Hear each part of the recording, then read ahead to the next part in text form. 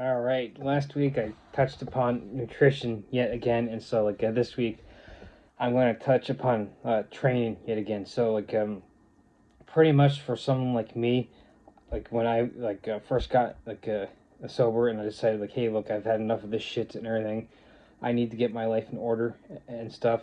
I did make the mistake of going to AA because that actually set me back further because if I had like I mentioned before in other videos, if I had known about the alternatives from the get go like Smart Recovery, I would not have joined AA in the first place. And I'm like 99.9% sure I would have been like in a much better spot a lot faster because I would have been able to get like the mental game down a lot faster and everything. So as I adjust my phone, and like it would have probably taken me like 6 months to a year to kind of get the psychological aspects figured out and move on with my life instead of like the 2.5 years that it took me with AA because of like the kind of like the fear monger they use. Hey, look, if you leave, you're going to drink again. I've left like, at this point like 8 9 years ago, and I still haven't drank and everything. So it gets back to like my point of them being drilling into you that like, hey, look, you're totally powerless, you're totally hopeless, and you're totally worthless and everything. So you don't need that like negativity in your life. That's why you want to go with the alternatives. So when I first started out, yes, I didn't. Like I said, I made the mistake of going to AA, but I also went pretty much Hambone Jones on getting into like a training and everything. And so I pretty much like, hey, look, I need to get like my health in order and everything. So the perfect way was like, hey, look, I need to get to the gym.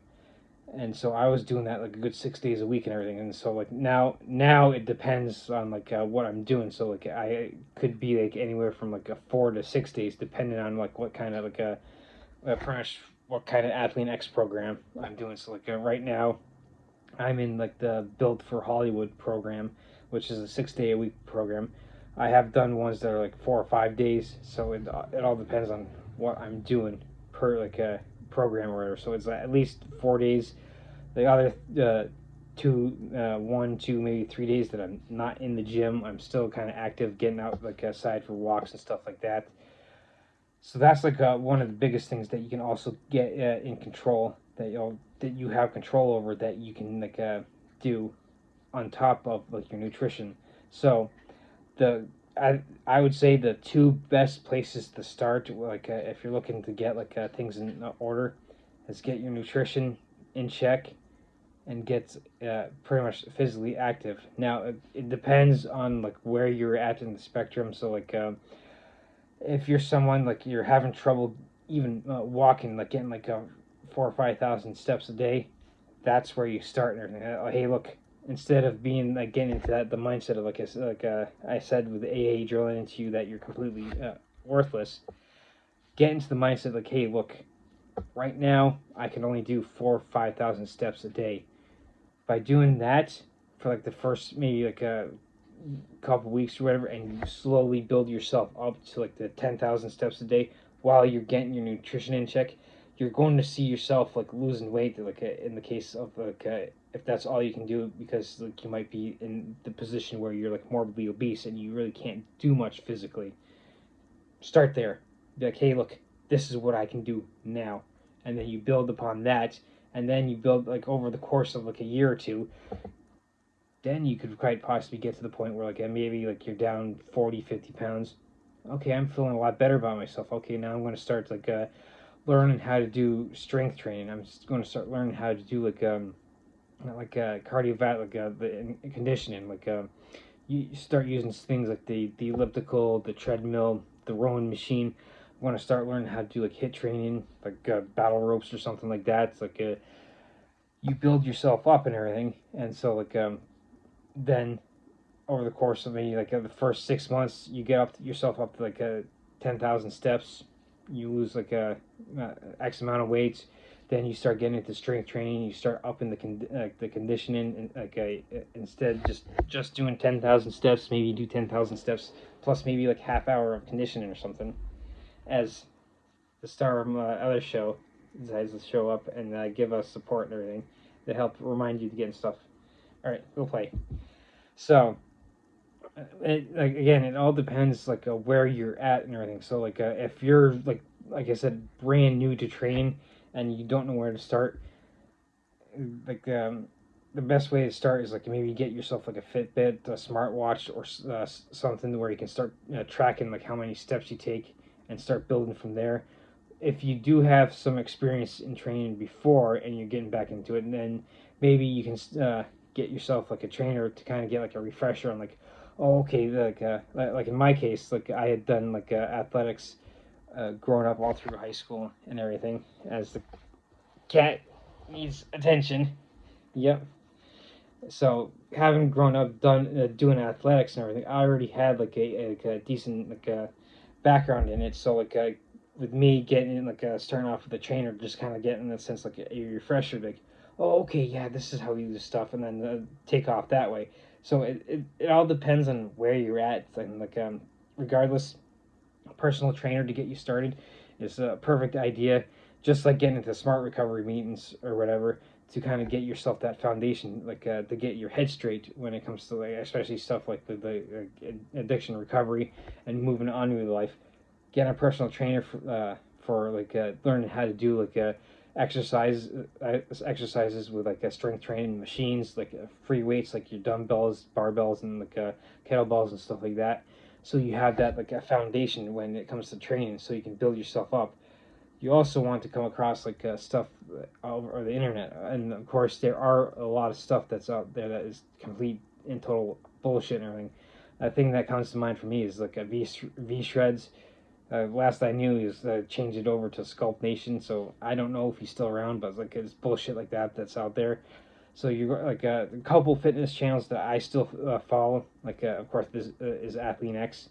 There's Bioneer. I've done videos where I've talked about that, and like Shredded Sports Science is another good one that kind of like James Linker. He talks about like the science, like a lot of the science behind like the stuff and everything, and he's like good at making jokes and pointing out all the bullshit that's out there as well and everything. So he's like another good channel that you could check out. So while there is bullshit out there, there also is good stuff out there that you can get into to help learn. So now you don't necessarily have to become like get a PhD in like a exercise science or biology or like neuroscience or like or anything like that.